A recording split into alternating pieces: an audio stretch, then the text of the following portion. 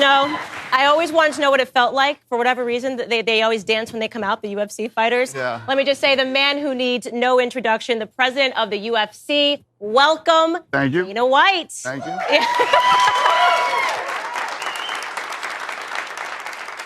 So the UFC has become one of my favorite pastimes for a lot of reasons, and I do love the dances they do on the way in.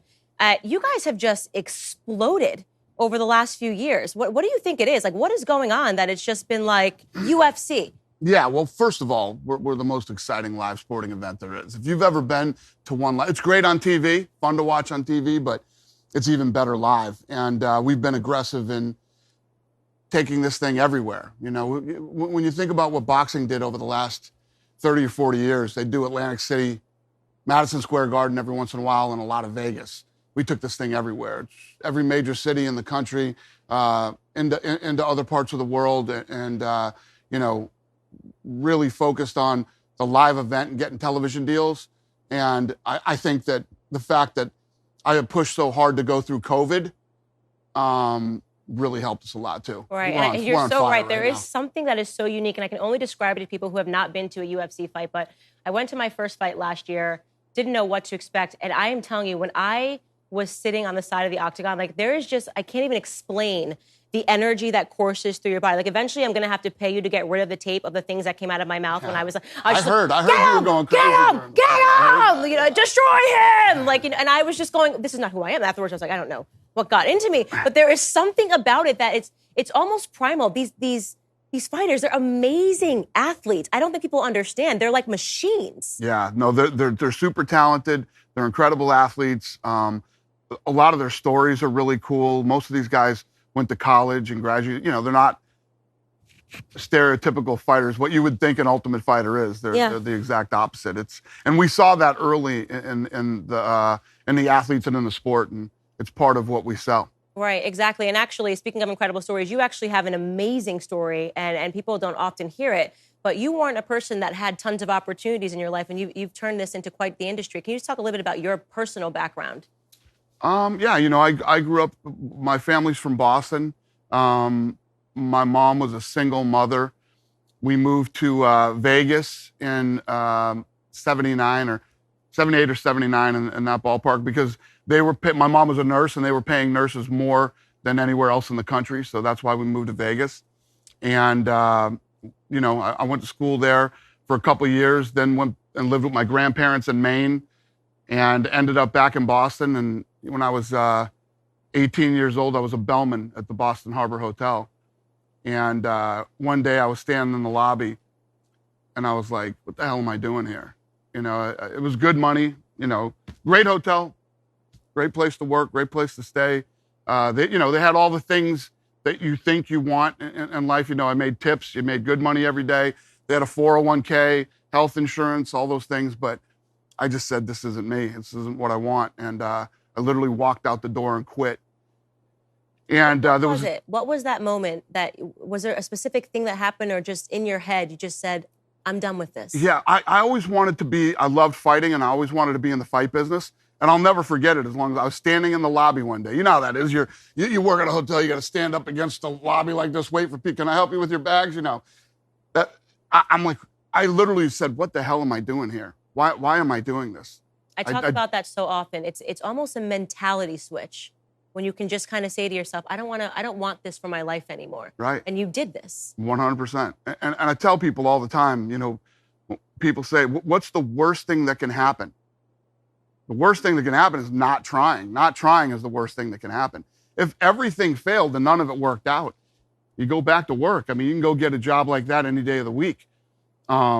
You know, and I'm 19 years old at this time, and you know, everybody's telling me, "What are you going to do? What are you going to do?" I want to get in the fight business. Right. You know, and then you hear how stupid that is. You know, it's the dumbest thing anybody's ever heard.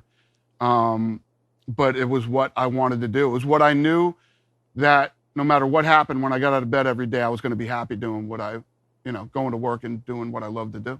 Yeah, it's interesting now because you see what I'm seeing starting to shift now is that so many celebrities attend these, you know, these are sitting, I would say octagon side, right? Octagon side? Yeah. Are sitting octagon side, and it's sort of becoming a cultural thing. It's just so interesting to see what you've been able to do with the UFC, and you definitely deserve all of this success. And I have to ask you, what are you making right now? Just talking about a popular thing that people are talking about right now of the Jake Paul challenging the UFC fighters. What is your perspective on all of that? Well, the thing is in this business is it's all about showmanship. I mean, if you look at Conor McGregor and how he exploded, the Floyd Money Mayweather, and what he was able to do and turn himself into, the kid's a showman, and he's calling out UFC people to get more attention.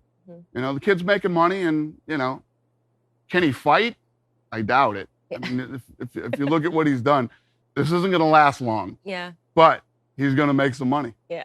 So you think it's more of a gimmick? It's an absolute gimmick. Yeah. Yes. And these athletes, like I said, the MMA guys, it's day in and day out. It is just such a grind. I don't think people understand what it takes, to be in the octagon and how much of their lives they're giving up, just dedicated to this sport day in and day out. And it's a lifelong commitment. It's not something that you just wake up one day and go, oh, I'm just going to jump in the octagon and try to be a fighter, Right. So it's incredible stuff. Yeah, no, these type of athletes are wired different than anybody else.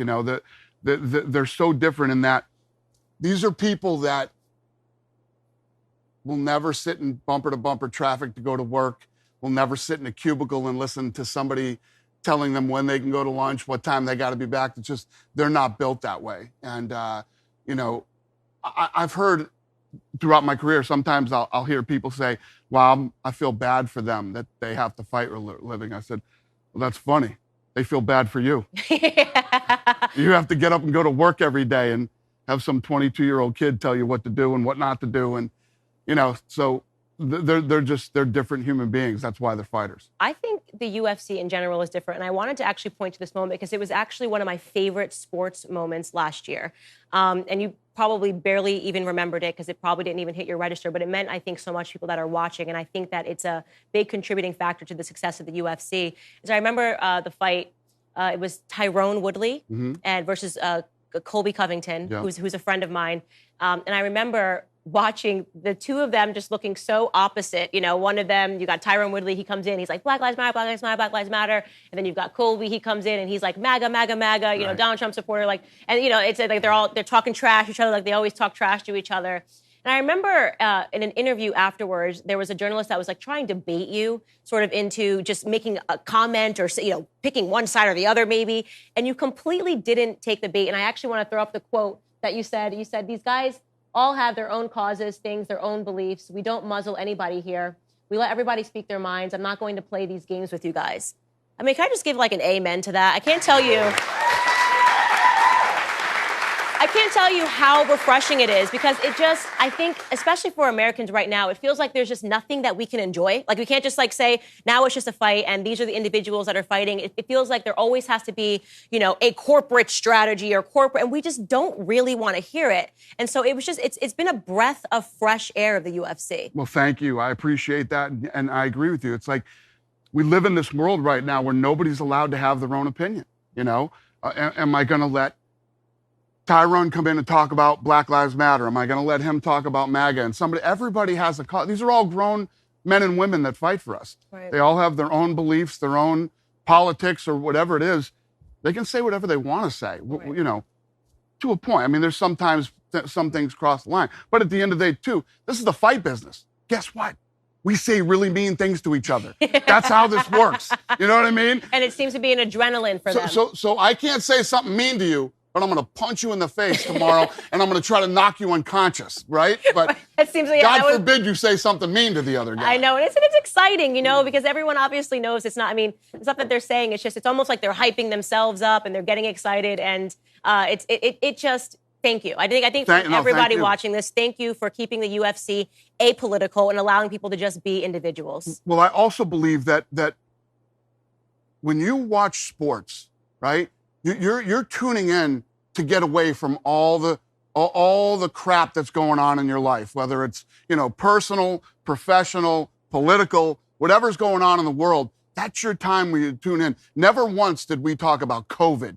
We didn't talk politics. We didn't talk about anything negative that was going on. When you come in and you watch 2 or 3 hours of our fights, You're tuning in for fights. You're coming in to watch a sport. You want to hear all that crap?